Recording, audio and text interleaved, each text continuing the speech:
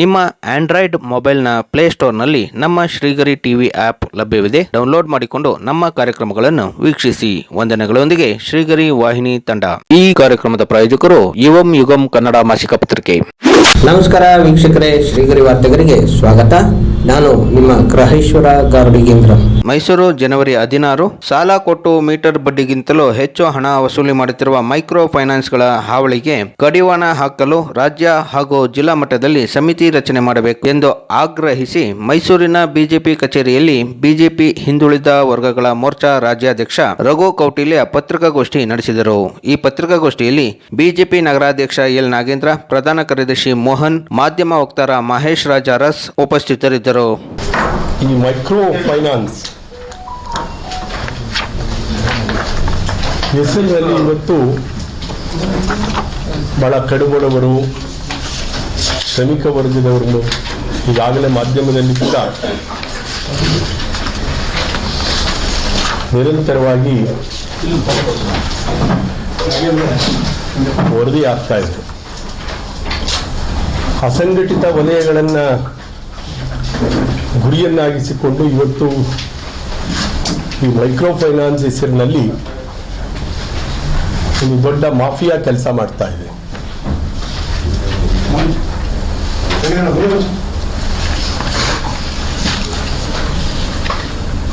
ಇದರ ವಿರುದ್ಧ ನಾವೊಂದು ರಾಜಕೀಯ ಪಕ್ಷದ ಕಾರ್ಯಕರ್ತರಾಗಿ ಆ ಜನರ ಪರವಾಗಿ ಸ್ಪಂದಿಸಬೇಕು ಅನ್ನೋ ದೃಷ್ಟಿಯಿಂದ ಇವತ್ತು ಈ ಮಾಧ್ಯಮಗೋಷ್ಠಿಯನ್ನು ನಮ್ಮ ಅಧ್ಯಕ್ಷರ ಒಂದು ಆದೇಶವನ್ನು ಪಡೆದು ಇವತ್ತು ಇಲ್ಲಿ ಕರೆದಿದ್ದೇವೆ. ತಮಗೆಲ್ಲ ಗೊತ್ತಿದೆ, ಇವತ್ತು ರಾಷ್ಟ್ರೀಕೃತ ಬ್ಯಾಂಕ್ಗಳಿದ್ದಾವೆ, ಸಹಕಾರಿ ಬ್ಯಾಂಕ್ಗಳಿದ್ದಾವೆ. ಇದೆಲ್ಲದರ ನಡುವೆ ಈ ನಾಯಿ ಕೊಡೆಗಳ ರೀತಿಯಲ್ಲಿ ಈ ಮೈಕ್ರೋ ಫೈನಾನ್ಸ್ಗಳು, ಅದರಲ್ಲೂ ಗ್ರಾಮೀಣ ಪ್ರದೇಶದ ಜನರನ್ನ ದೃಷ್ಟಿಲಿಟ್ಟುಕೊಂಡು ಉಟ್ಕೊಂಡಿದ್ದಾವೆ. ಯಾವ ನಿಯಮದಲ್ಲಿ ಕೂಡ ನೇರವಾಗಿ ಮನೆಗಳಿಗೆ ಒತ್ತಿಲ್ಲದೆ ಹೊತ್ತಿನಲ್ಲಿ ಹೋಗಿ ಅವರಿಗೆ ಧಮಕಿ ಹಾಕೋದು, ಬೆದರಿಕೆ ಹಾಕೋದು, ಇದರಿಂದ ಭಯಭೀತರಾಗಿರ್ತಕ್ಕಂಥ ಜನ ಊರುಗಳನ್ನು ಬಿಟ್ಟು ಹೊರಟಿದ್ದಾರೆ. ನಿನ್ನೆ ಕೂಡ ಸ್ವತಃ ಮುಖ್ಯಮಂತ್ರಿಗಳ ಕ್ಷೇತ್ರದಲ್ಲೇ ಇದು ನಡೆದಿರ್ತಕ್ಕಂಥದ್ದು ಅತ್ಯಂತ ದೌರ್ಭಾಗ್ಯದ ಸಂಗತಿ. ಆ ದೃಷ್ಟಿಯಿಂದ ಇವತ್ತು ಸರ್ಕಾರ ಈ ವಿಚಾರವನ್ನು ಅತ್ಯಂತ ಗಂಭೀರವಾಗಿ ಪರಿಗಣಿಸಬೇಕು. ಯಾಕೆ ಅಂತ ಹೇಳಿದ್ರೆ, ನಾವು ರೈತರ ಆತ್ಮಹತ್ಯೆಗೆ ಬಂದಾಗ ನಾವು ಸೀರಿಯಸ್ ಆಗಿ ಅದ್ರ ಪರವಾಗಿ ಹೋರಾಟ ಮಾಡ್ತೇವೆ. ಆದರೆ ಇವತ್ತು ಸಣ್ಣ ಆದಾಯವನ್ನು ನಂಬಿಕೊಂಡು ಜೀವನ ಮಾಡ್ತಾ ಇರುವಂತ ಜನರನ್ನ ಬಹಳ ಸುಲಭವಾಗಿ ನಿಮಗೆ ಸಾಲ ಕೊಡ್ತೀವಿ ಅಂತ ದೃಷ್ಟಿಯಲ್ಲಿ ಇಟ್ಕೊಂಡು 20-25% ಯಾವ ಮೀಟರ್ ಬಡ್ಡಿಗಿಂತ ಕಡಿಮೆ ಇಲ್ಲ ಇದು.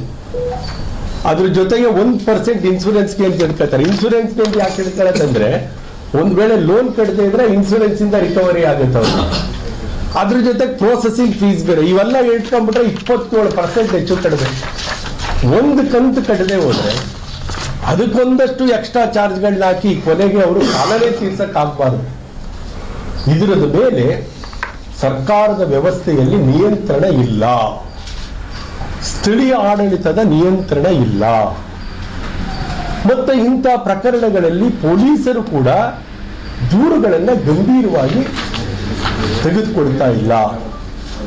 ಆ ದೃಷ್ಟಿಯಿಂದ ಇವತ್ತು ನೇರ ಮೈಕ್ರೋ ಫೈನಾನ್ಸ್ ಹೆಸರಿನಲ್ಲಿ ಜನರ ಬದುಕಿನ ಹಕ್ಕನ್ನ ಮತ್ತೆ ನೇರವಾಗಿ ದರೋಡೆ ಮಾಡಿ ದೌರ್ಜನ್ಯ ಮಾಡೋ ರೀತಿಯಲ್ಲಿ ನಡೀತಾ ಇರೋದನ್ನ ಈ ಕೂಡಲೇ ಸರ್ಕಾರ ಮಾನವೀಯ ಅಂತಃಕರಣವನ್ನು ಇಟ್ಟುಕೊಂಡು ಜನರ ಹಕ್ಕನ್ನ ರಕ್ಷಣೆ ಮಾಡೋ ರೀತಿಯಲ್ಲಿ ಇವತ್ತು ಕ್ರಮಕ್ಕೆ ಮುಂದಾಗಬೇಕಂತೇಳಿ ನಾನು ಕೆಲವು ಸಜೆಷನ್ಸ್ ಕೂಡ ಕೊಡ್ತಾ ಇದ್ದೀನಿ.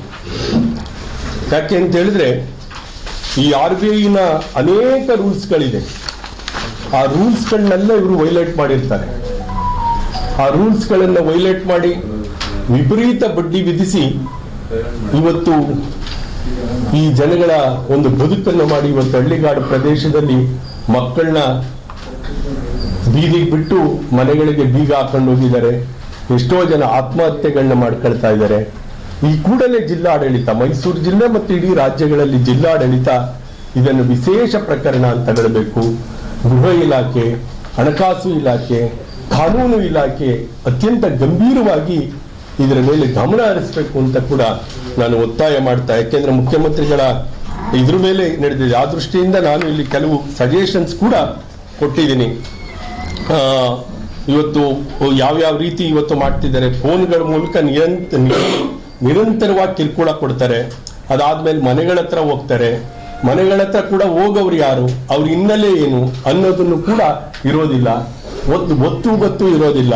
ಈ ದೃಷ್ಟಿಯಿಂದ ಇವತ್ತು ಭಯಭೀತರಾಗಿರ್ತಕ್ಕಂಥ ಜನ ಇಂಥ ಒಂದು ವ್ಯೂಹಕ್ಕೆ ಸಿಲುಕಿ, ಅದರಲ್ಲೂ ಕೂಡ ಬಡವರು, ಕೃಷಿಕರು, ಕಾರ್ಮಿಕರು, ಶ್ರಮಿಕರು, ಸಣ್ಣ ಹಿಡುವಳಿದಾರ ರೈತರು ಇವತ್ತು ಈ ವ್ಯೂಹದಲ್ಲಿ ಬಹಳ ಕಷ್ಟಪಡ್ತಾ ಇದ್ದಾರೆ. ಕೆಲವು ಪ್ರಕರಣಗಳು ಮಾತ್ರ ಇವತ್ತು ಬೀದಿಗೆ ಬಂದಿದೆ. ಮಾನಕ್ಕೆ ಎದುರದಂತ ಜನ ಆಸ್ತಿಯನ್ನು ಕೂಡ ಮಾರ್ಕೊಂಡು ಮೈಕ್ರೋ ಫೈನಾನ್ಸ್ ದಾಳಕ್ಕೆ ಬಲಿಯಾಗಿದ್ದಾರೆ. ಆಸ್ತಿ ಪಾಸ್ತಿಗಳನ್ನ ಕಳ್ಕೊಳ್ತಾ ಇದ್ದಾರೆ. ಮಾನ ಪ್ರಾಣಕ್ಕೋಸ್ಕರ ಎದುರ್ತಾ ಇದ್ದಾರೆ. ಸರ್ಕಾರ ಈ ಕೂಡಲೇ ಮಾನವ ಹಕ್ಕನ್ನ, RBI ನಿಯಮವನ್ನ ಉಲ್ಲಂಘನೆ ಮಾಡ್ತಾ ಇರ್ತಕ್ಕಂಥ ಇಂಥ ಮೈಕ್ರೋ ಫೈನಾನ್ಸ್ ವ್ಯವಸ್ಥೆ ಜಾಲದ ವಿರುದ್ಧ ಒಂದು ಜಿಲ್ಲಾ ಮಟ್ಟದಲ್ಲಿ, ತಾಲೂಕು ಮಟ್ಟದಲ್ಲಿ ಪೊಲೀಸು, ನಾಗರಿಕರು ಮತ್ತು ವಕೀಲರನ್ನು ಒಳಗೊಂಡಂತ ಒಂದು ಸಮಿತಿಯನ್ನ ಈ ಕೂಡಲೇ ರಚನೆ ಮಾಡಬೇಕು. ಇಂಥ ಪ್ರಕರಣಗಳಲ್ಲಿ ಮನೆಗಳಿಗೆ ಬಂದು ಎದುರಿಸುವವರ ವಿರುದ್ಧ ಗೂಂಡಾ ಕಾಯ್ದೆ ಅನ್ವಯ ಇವತ್ತು ದೂರನ್ನ ದಾಖಲು ಮಾಡ್ಕೊಳ್ಬೇಕು ಅಂತ ಕೂಡ ನಾನು ಒತ್ತಾಯ ಮಾಡ್ತಾ ಇದ್ದೀನಿ. ಇಲ್ಲದೆ ಹೋದ್ರೆ ಸಾಧ್ಯವೇ ಇಲ್ಲ. ಪೊಲೀಸರು ರಕ್ಷಣೆ ಕೊಡದೆ ಹೋದ್ರೆ, ಸರ್ಕಾರ ರಕ್ಷಣೆ ಕೊಡದೆ ಹೋದ್ರೆ, ಗೊತ್ತಿಲ್ಲದೇನೋ ಈ ಜಾಲಕ್ಕೆ ಸಿಲುಕಿರುವಂತ ಕುಟುಂಬಗಳ ಸ್ಥಿತಿ ಅತ್ಯಂತ ದಯನೀಯ ಪರಿಸ್ಥಿತಿಯಿದೆ. ಅವರಿಗೆ ದನಿಯಾಗಿ ಇವತ್ತು ನಾವು ಇವತ್ತು ಕರೆದಿದ್ದೇವೆ. ಇವತ್ತು ಸಾಲ ನೀಡೋದು ತಪ್ಪಲ್ಲ, ಆದರೆ ಅದನ್ನ ಗುಂಡಾಗಿರಿ ರೀತಿಯಲ್ಲಿ ವಸೂಲಿ ಮಾಡ್ತಕ್ಕಂಥದ್ದು, ಅದಕ್ಕೆ ನಿಯಮಗಳನ್ನ, ಮತ್ತೆ ಏನಾಗುತ್ತೆ ಈ ಸಂದರ್ಭದಲ್ಲಿ ಕೆಲವರಿಗೆ ಕಾನೂನು ತಿಳುವಳಿಕೆ ಇರಲ್ಲ, ಕೋರ್ಟ್ಗಳಿಗೆ ಹೋಗಿರಲ್ಲ, ಎಕ್ಸ್ ಪಾರ್ಟಿ ಡಿಸಿಷನ್ಗಳನ್ನ ತಗೊಬಂದು ಮನೆ ಜಪ್ತಿ ಮಾಡ್ತಿದ್ದಾರೆ. ಇಂಥದ್ದು ಕೂಡ ಆಗಿರುವಂತ ಪ್ರಕರಣಗಳಿಂದ ಇವತ್ತು ಜನ ತತ್ತರಿಸಿದ್ದಾರೆ. ಈ ಕೂಡಲೇ ಮೈಕ್ರೋ ಫೈನಾನ್ಸ್ ಹಾವಳಿಯನ್ನ ತಡೆಯುವುದಕ್ಕೆ ಸರ್ಕಾರ ಕಾನೂನಿನಲ್ಲಿ ಇರುವ ಎಲ್ಲ ಕ್ರಮಗಳನ್ನು ತೆಗೆದುಕೊಳ್ಳಬೇಕು. ಮೈಕ್ರೋ ಫೈನಾನ್ಸ್ ಸಾಲವನ್ನು ಪಡೆದು ಭಯಭೀತರಾಗಿರ್ತಕ್ಕಂಥ ಜನಕ್ಕೆ ಅಭಯ ನೀಡೋ ರೀತಿಯಲ್ಲಿ ಈ ಕೂಡಲೇ ಅವರ ನಿವೇದನೆಗಳನ್ನು ಕೇಳಲಿಕ್ಕೆ ಒಂದು ಸಮಿತಿಯನ್ನ ತಾಲೂಕು ಮತ್ತು ಜಿಲ್ಲಾ ಮಟ್ಟದಲ್ಲಿ ರಚನೆ ಮಾಡಿ ಆ ಮೂಲಕ ಅವರಿಗೆ ರಕ್ಷಣೆಯನ್ನು ಕೊಡಬೇಕು ಮತ್ತು ಉಚಿತ ಕಾನೂನಿನ ನೆರವು ಕೊಡಬೇಕು, ಕಾನೂನಿನ ಅರಿವು ತಿಳಿಸಬೇಕು. ಮತ್ತೆ ಮೈಕ್ರೋ ಫೈನಾನ್ಸ್ ಅಲ್ಲಿ ಲೋನ್ ಪಡೆಯಲಿಕ್ಕೆ ಇರತಕ್ಕಂಥ ನಿಯಮ, ವಿಧಿಸ್ತಕ್ಕಂಥ ಗರಿಷ್ಠ ಬಡ್ಡಿ ಎಷ್ಟು, ಮತ್ತೆ ಇತರ ಚಾರ್ಜ್ಗಳನ್ನ ನಿಯಮಪರವಾಗಿ ಆಗ್ತಿದಾರ ಇಲ್ಲ ಅಂತಕ್ಕಂಥದ್ದನ್ನು ಕೂಡ ವ್ಯಾಪಕವಾಗಿ ವಿವಿಧ ಇಲಾಖೆಗಳ ಮೂಲಕ ಇವತ್ತು ಪ್ರಚಾರ ಮಾಡುವಂತ ಕರ್ತವ್ಯ ಸರ್ಕಾರದಾಗಿದೆ ಅಂತಕ್ಕಂಥದ್ದನ್ನು ಹೇಳಿ ಇವತ್ತು ಈ ಜನರೊಂದಿಗೆ ನಾವಿದ್ದೇವೆ. ಇಂಥ ಹಾವಳಿಯನ್ನ ಮುಂದುವರಿಸಿದ್ರೆ ನಾವು ಈ ಸರ್ಕಾರದ ವಿರುದ್ಧ, ಯಾಕೆಂದ್ರೆ ಸರ್ಕಾರ ಗಂಭೀರವಾಗಿ ತೆಗೆದುಕೊಳ್ಬೇಕಂತ, ಇದರಲ್ಲೇನು ಸರ್ಕಾರ ತಪ್ಪು ಮಾಡ್ತಿದೆ ಅಂತ ನಾವೇನು ಹೇಳ್ತಾ ಇಲ್ಲ. ಆದ್ರೆ ಸರ್ಕಾರ ಇಷ್ಟೊಂದು ಪ್ರಕರಣಗಳು ಬರ್ತಾ ಇದ್ರು ಕೂಡ ಮೌನವಾಗಿ ಜಾಣ ಕಿವುಡನ್ನ ಪ್ರದರ್ಶನ ಮಾಡ್ತಾ ಇದೆ. ಅದು ಆಗಬಾರದು ಅನ್ನೋ ಒಂದು ದೃಷ್ಟಿಯಿಂದ ಇವತ್ತು ಜನರ ದನಿಯಾಗಿ, ಜನರ ಪರವಾಗಿ, ನೊಂದವರ ಪರವಾಗಿ ಮಾಧ್ಯಮಗೋಷ್ಠಿಯ ಮೂಲಕ ಜಿಲ್ಲಾಡಳಿತ ಮತ್ತು ರಾಜ್ಯದ ಮುಖ್ಯಮಂತ್ರಿಗಳಿಗೆ ನಾವು ಒತ್ತಾಯಪೂರ್ವಕವಾದ ಮನವಿ ಮಾಡ್ತಾ ಇದ್ದೀವಿ. ಎಷ್ಟು ಫೈನಾನ್ಸ್ಗಳು ಇವತ್ತು ಕೆಲಸ ಮಾಡ್ತಾ ಇದ್ದಾವೆ, ಇವತ್ತು ನಾನ್ ಬ್ಯಾಂಕಿಂಗ್ ಅಲ್ಲಿ ಯಾರ್ಯಾರು ಕೆಲಸ ಮಾಡ್ತಾ ಇದ್ದಾರೆ ಅಂತಕ್ಕಂಥದ್ದನ್ನ ಕೂಡ ವಿವರವನ್ನ ನಾನು ಕೊಟ್ಟಿದ್ದೇನೆ. ಇದರ ಜೊತೆಗೆ ಇವತ್ತು ರಾಜ್ಯದಲ್ಲಿ ಕನಿಷ್ಠ 15 ಮೈಕ್ರೋ ಫೈನಾನ್ಸ್ಗಳು ಕೆಲಸ ಮಾಡ್ತಾ ಇವೆ. ನೋಡಿ, ಇದಕ್ಕೆ ಎಷ್ಟೋ ರಾಜ್ಯಗಳು ಇವ್ರ ಒಳಗಡೆನೆ ಬಿಟ್ಕೊಂಡಿಲ್ಲ. ಆಂಧ್ರ ಪ್ರದೇಶದಲ್ಲಿ ಇರ್ತಕ್ಕಂಥದ್ದು ಬರೀ ಒಂದೇ ಒಂದು, ಕರ್ನಾಟಕದಲ್ಲಿ 15 ಇದೆ, ತಮಿಳುನಾಡಲ್ಲಿ, ಮಧ್ಯಪ್ರದೇಶದಲ್ಲಿ, ತಮಿಳುನಾಡಲ್ಲಿ 36 ಇಂಥ ಫೈನಾನ್ಸ್ಗಳಿದ್ದಾವೆ. ಆದರೆ ದಕ್ಷಿಣದಲ್ಲಿ ಇವತ್ತು ಕರ್ನಾಟಕದಲ್ಲಿ 15 ಸಂಸ್ಥೆಗಳು ಇವತ್ತು ತಮ್ಮ ಜಾಲವನ್ನ ವ್ಯಾಪಕವಾಗಿ ವ್ಯಾಪಿಸಿ ಇವತ್ತು ಸಾವಿರಾರು ಬ್ರಾಂಚ್ಗಳನ್ನು ತೆರೆದು ನಿರುದ್ಯೋಗಿಗಳು ಯಾರು ಉದ್ಯೋಗಗಳು ಸಿಗದೆ ಪರದಾಡ್ತಿರ್ತಾರೋ ಅಂಥವ್ರನ್ನ ಗುರಿಯನ್ನಾಗಿಟ್ಟುಕೊಂಡು ಅವರನ್ನ ಈ ವಸೂಲಿ ಗಿರಿಗೆ ನಿಲ್ಲಿಸಿ ಅವರಿಗೆ ಟ್ರೈನ್ ಅಪ್ ಕೊಟ್ಟು ಇವತ್ತು ಜನರ ಬದುಕಿನೊಂದಿಗೆ ಚೆಲ್ಲಾಟ ಆಡ್ತಾ ಇದ್ದಾರೆ. ಈ ಕೂಡಲೇ ಸರ್ಕಾರ ಇದನ್ನ ಕಡಿವಾಣ ಹಾಕ್ಬೇಕಂತೇಳಿ ನಾನು ಈ ಮೂಲಕ ಒತ್ತಾಯ ಮಾಡಲಿಕ್ಕೆ ತಮ್ಮ ಮಾಧ್ಯಮಗೋಷ್ಠಿಯನ್ನು ಮೇಲೆ ನಿರ್ದಿಷ್ಟವಾಗಿ ಆರೋಪ ಮಾಡ್ತಾ ಇಲ್ಲ. ಎಷ್ಟು ಮೈಕ್ರೋ ಫೈನಾನ್ಸ್ ಅಲ್ಲಿದೆ, ನಾನ್ ಬ್ಯಾಂಕಿಂಗ್ ಸೆಕ್ಟರ್ ಇದೆ ಅಂತ ಮಾಹಿತಿಯನ್ನು ನಿಮಗೆ ಕೊಡ್ತಾ ಇದ್ದೀನಿ. ಎಷ್ಟು ಸಂಸ್ಥೆಗಳ ಕೆಲಸ ಮಾಡ್ತಾ ಇದ್ದೀವಿ ಅನ್ನೋ ಅರಿವನ್ನು ಕೊಡ್ತಾ ಇದ್ದೀನಿ. ಮೈಕ್ರೋ ಫೈನಾನ್ಸ್ ಅಡಿಯಲ್ಲಿ ಯಾವ ರೀತಿಯಲ್ಲಿ ಜನರಿಗೆ ಲೋನ್ ಕೊಡ್ಬೋದು, ವಸೂಲಾತಿ ಕ್ರಮ ಏನು ಅನ್ನುವಂಥದ್ದನ್ನ ಒಂದು ಜಾಗೃತಿಯನ್ನ ಮೂಡಿಸುವಂತ ಕೆಲಸ ಉಚಿತ ಕಾನೂನು ನೆರವಿನ ಘಟಕ ಏನಿದೆ ಅದ್ರ ಮೂಲಕ ಸರ್ಕಾರ ಕಾನೂನು ಇಲಾಖೆಯಿಂದ ಮತ್ತು ವಿಶೇಷವಾಗಿ ಪೊಲೀಸ್ ಇಲಾಖೆ ಅಭಯ ನೀಡಬೇಕು. ನಿಮ್ಮ ಮನೆ ಹತ್ರ ಯಾರಾದ್ರೂ ಬಂದ್ರೆ ನಮ್ಗೆ ದೂರು ಕೊಡಿ, ಮನೆ ಹತ್ರ ಬಂದು ದೌರ್ಜನ್ಯ ಮಾಡಿ ವಸೂಲಿ ಮಾಡಲಿಕ್ಕೆ ಕಾನೂನಲ್ಲಿ ಎಲ್ಲ ಅವಕಾಶ ಇದೆ ಅನ್ನುವಂಥದ್ದನ್ನ ಒಂದು ಅಭಯ ನೀಡಬೇಕು ಅಂತ ಜಿಲ್ಲಾ ವರಿಷ್ಠಾಧಿಕಾರಿಗಳು, DIG, DGP ಮತ್ತೆ ರಾಜ್ಯ ಮಟ್ಟದಲ್ಲಿ ಕೂಡ ಗೃಹ ಇಲಾಖೆ ಬಹಳ ಹಿಂದೆ ಇದು ದೊಡ್ಡ ಪ್ರಮಾಣದಲ್ಲಿ ಹೆಚ್ಚಾಗ್ತಾ ಹೋಗ್ತಾ ದೊಡ್ಡ ಅನಾಹುತಗಳಾದಾಗ ಇದನ್ನ ರಾಜ್ಯ ಮಟ್ಟದ ನ್ಯಾಷನಲ್ ಲೆವೆಲ್ ನ್ಯೂಸ್ ಆಗ್ತೀವಿ. ಪ್ರಾರಂಭದಲ್ಲೇ ಇದನ್ನ ಬೇರ್ ಸವಿತ ಕಿಳದೆ ಹೋದ್ರೆ ತುಂಬಾ ಜನರ ಬದುಕು ಸಂಕಷ್ಟಕ್ಕೀಡಾಗ್ತದೆ. ಆ ದೃಷ್ಟಿಯಿಂದ ಜನರ ಪರವಾಗಿ ನಾವು ಸರ್ಕಾರವನ್ನ ಒತ್ತಾಯ ಮಾಡ್ತಾ ಇದ್ದೀವಿ.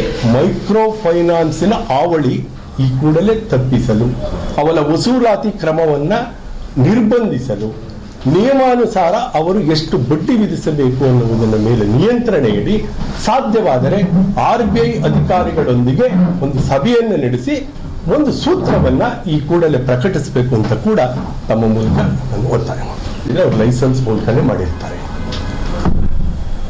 ಆದರೆ ಅದರ ಮೇಲ್ ಬರ್ತಕ್ಕಂಥ ದೂರುಗಳನ್ನ ಗಂಭೀರವಾಗಿ ಪರಿಗಣಿಸ್ತಾ ಇಲ್ಲ.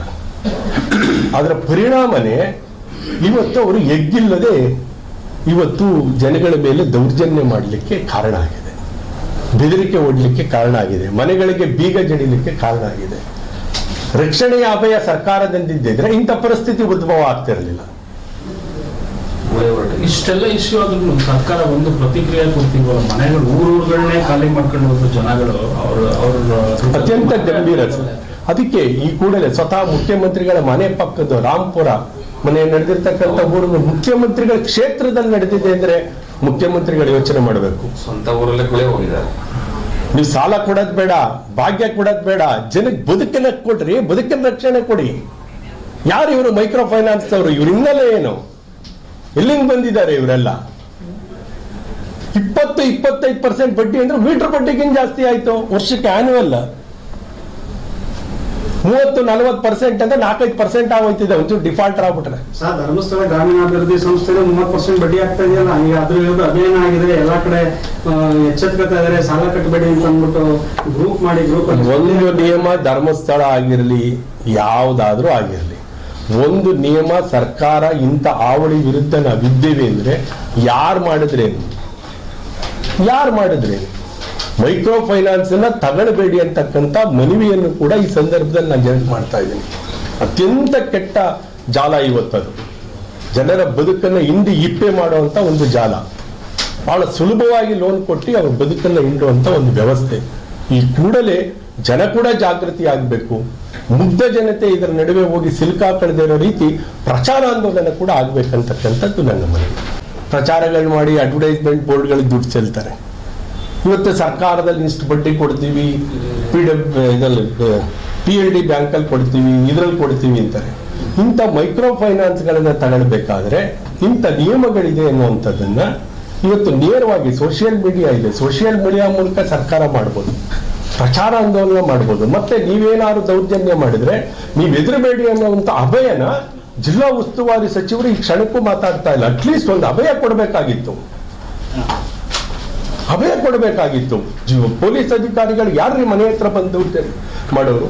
ಇಂಥ ಪರಿಸ್ಥಿತಿ ಜನ ಊರ್ ಬಿಡ್ತಾರೆ ಅಂದ್ರೆ ಎಷ್ಟು ಮಟ್ಟಿಗೆ ಬೆದರಿಕೆ ಆಗ್ತಿರ್ಬೇಕು.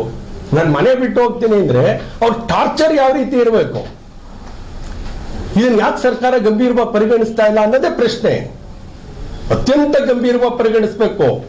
ಬಹಳ ದೊಡ್ಡ ಅನಾಹುತ ಆಗಲಿಕ್ಕಿಂತ ಮುಂಚೆ ಸರ್ಕಾರ ಎಚ್ಚೆತ್ತುಕೊಂಡು ಈ ಜನರ ರಕ್ಷಣೆಗೆ ಬರದೆ ಹೋದ್ರೆ ಮೈಕ್ರೋ ಫೈನಾನ್ಸ್ ಅಂತಕ್ಕಂಥದ್ದು ಇಡೀ ಜನರ ಬದುಕನ್ನ ಇವತ್ತು ನುಂಗಾಕ್ಲಿಕ್ಕೆ ಹೊರಟಿರ್ತಕ್ಕಂಥ ಒಂದು ದೊಡ್ಡ ಮಾಫಿಯಾ ಅದು.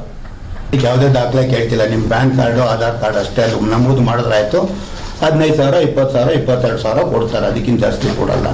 ಆದರೆ ಲೇವಾದೇವಿ ಆಕ್ಟ್ ಪ್ರಕಾರ 18%ಗಿಂತ ನೀವು ಸಬ್ ರಿಜಿಸ್ಟ್ರಾರ್ ಆಫೀಸಲ್ಲಿ register of cooperative society check ಮಾಡ್ಕೊಳ್ಳಿ. ಯಾವುದೇ ಲೇವಾದೇವಿ ಸಂಸ್ಥೆ 18%ಗಿಂತ ಜಾಸ್ತಿ ಬಡ್ಡಿ ಚಾರ್ಜ್ ಮಾಡಂಗಿಲ್ಲ ಲೈಸೆನ್ಸ್ ಹೊಂದಿರೋರು. ಇವರೆಲ್ಲ ಲೇವಾದೇವಿ ಸಂಸ್ಥೆಗಳ ಆಕ್ಟ್ ಒಳಗೆ ಬರ್ತಾರೆ. ಆದರೆ ಇವರು ಚಾರ್ಜ್ ಮಾಡ್ತಾ ಇರೋದು ಇವರ ರಘುವರು ಹೇಳಿದಂಗೆ 22%, 24%, 30% ಚಾರ್ಜ್ ಮಾಡ್ತಾರೆ. ಇದು ಸರ್ಕಾರದ ಗಮನಕ್ಕೂ ಗೊತ್ತು, ಎಲ್ಲ ಡಿಪಾರ್ಟ್ಮೆಂಟ್ನವ್ರಿಗೂ ಸಹ ಗೊತ್ತಿದೆ. ಜಾಣ ಕುರುಡು. ಯಾಕೆಂದ್ರೆ ನಿಮಗೆ ಬರೋ SMS ನಲ್ಲೇ ಇರ್ತದೆ ಎಷ್ಟು % ಇಂಟ್ರೆಸ್ಟ್ ಅಂತ. ಸರ್ ಇದು ಅಂಡ್ ಚಿನ್ನದ ಗಿರಿವಿ ಅಂಗಡಿಗಳು ಏನಿದೆ ಅಥವಾ small gold finances, white gold, ನೂರೆಂಟು ಗೋಲ್ಡಿಗೂ ಬಂದಿದೆಯಲ್ಲ, ನಿಮ್ಮ ಗಿರಿವಿಯನ್ನು ನಾವೇ ಬಿಡಿಸ್ಕೊಡ್ತೀವಿ, ಬಡ್ಡಿ ಕಟ್ತೀವಿ, ಅವ್ರು ಮಾಡ್ತಿರೋದೇನು? ಅದು ಅಷ್ಟೇ ಸರ್ ಇದು ನೆನ್ನೆ ಮೊನ್ನೆ ಸರ್ ಮೈಕ್ರೋ ಫೈನಾನ್ಸ್ ಅನ್ನು ಸ್ಟಾರ್ಟ್ ಆಗಿದ್ದು ಈಗಲದ. ಅದು ತುಂಬಾ ವರ್ಷ ಆಗಿದೆ. ಅದು ಡಿಜಿಟಲ್ ಬಂದಾಗಿಂದಾನೇ ಶುರು. ಸರ್ ಇವು ನಡೀತಾ ಐತೆ, ನಮ್ದೇ ನಿಲ್ವಿದೆ ಅಲ್ಲಿ. ಅವರಿಬ್ರು ಸರಿ ಮಾಡ್ಕೊಳ್ಳಿ, ಆಮೇಲೆ ನಮ್ದು ಹೇಳ್ತೀವಿ. ಅವ್ರಿಬ್ರು ಪಟ್ಟು ಸೆಟ್ರೈಟ್ ಮಾಡ್ಕೊಳ್ಳಿ. ಕ್ಯಾಬಿನೆಟ್ಗೆ ಇಡ್ಸಿಲ್ಲ, ಅಲ್ಲೇ ಜಾತಿ ಗಣತಿ ವಿರೋಧಿಗಳವರೇ ನಮ್ಮನ್ನ ಯಾಕೆ ಕೇಳ್ತಿದ್ದೀರಿ? ಜಾತಿ ಗಣತಿ ಆಗಲೇಬೇಕು ಅಂತಕ್ಕಂಥದ್ದು ಭಾರತೀಯ ಜನತಾ ಪಾರ್ಟಿ ನಿಲುವು ಕೂಡ. ಅದು ವೈಜ್ಞಾನಿಕವಾಗಿ ಬಹಳ ಅಂಶಗಳು ಈಗಾಗಲೇ 2015 ಆಗೋಯ್ತು. ಅವತ್ತಿನಿಂದ ಇವತ್ತವರೆಗೂ ಸಿದ್ದರಾಮಯ್ಯನವರೇ ಅದು ಸ್ವೀಕಾರ ಮಾಡ್ಬೋದಾಗಿತ್ತು. ಮಾಡದೆ ಎಲೆಕ್ಷನ್ ಬಂತು ಅಂತ ನುಣುಚ್ಕೊಂಡ್ರು 18ನಲ್ಲಿ. ಅದು ಬೇರೆಯವ್ರ ಮೂತಿಗೆ ವರ್ಷಕ್ಕೆ ಹೊರಟವ್ರೆ, ಈಗ ವರ್ಷಗಳ ಕಾಯ್ತಾ ಇಲ್ಲ, ತಿರ್ಗಾ ಬಂದು ಸುತ್ತಾಕೊಂಡಿದೆ. ಅರ್ಥ ಆಯ್ತಿದೆ ತಮ್ಗೆ ಅಂತ ಅನ್ಕೊಂಡಿದ್ದೀನಿ. ಮತ್ತೆ ಮುಂದಿನ ವಾರ್ತೆಗರಿಯಲ್ಲಿ ಭೇಟಿಯಾಗೋಣ. ಶ್ರೀಗರಿ, ನಿಮ್ಮ ಮನದಾಳದ ಗರಿ. ನಮಸ್ಕಾರ. ನಿಮ್ಮ ಮೊಬೈಲ್ನ ಪ್ಲೇಸ್ಟೋರ್ನಲ್ಲಿ ನಮ್ಮ ಶ್ರೀಗರಿ ಟಿವಿ ಆಪ್ ಲಭ್ಯವಿದೆ. ಡೌನ್ಲೋಡ್ ಮಾಡಿಕೊಂಡು ನಮ್ಮ ಕಾರ್ಯಕ್ರಮಗಳನ್ನು ವೀಕ್ಷಿಸಿ. ವಂದನೆಗಳೊಂದಿಗೆ ಶ್ರೀಗರಿ ವಾಹಿನಿ ತಂಡ. ನಿಮ್ಮ ಆಂಡ್ರಾಯ್ಡ್ ಮೊಬೈಲ್ನ ಪ್ಲೇಸ್ಟೋರ್ನಲ್ಲಿ ನಮ್ಮ ಶ್ರೀಗರಿ ಟಿವಿ ಆಪ್ ಲಭ್ಯವಿದೆ. ಡೌನ್ಲೋಡ್ ಮಾಡಿಕೊಂಡು ನಮ್ಮ ಕಾರ್ಯಕ್ರಮಗಳನ್ನು ವೀಕ್ಷಿಸಿ. ವಂದನೆಗಳೊಂದಿಗೆ ಶ್ರೀಗರಿ ವಾಹಿನಿ ತಂಡ. ಶ್ರೀಗರಿ, ನಿಮ್ಮ ಮನದಾಳದ ಗರಿ. ಶ್ರೀಗರಿ, ನಿಮ್ಮ ಭಾವನೆಗಳ ಗರಿ. ಶ್ರೀಗರಿ, ನಾಡಿನ ಹೆಮ್ಮೆಯ ಗರಿ. ಮನೆ ಮನಗಳ ಗರಿದು ಶ್ರೀಗರಿ, ತನು ಮನ ಧನಗಳ ಗರಿದು ಶ್ರೀಗರಿ, ವಿಶ್ವದ ದೇಶದ ನಾಡಿನ ಗರಿದು ಶ್ರೀಗರಿ. ಶ್ರೀಗರಿ ಶ್ರೀಗರಿ ಶ್ರೀಗರಿ ಶ್ರೀಗರಿ ಶ್ರೀಗರಿ, ನಿಮ್ಮ ಮನದಾಳದ ಗರಿ.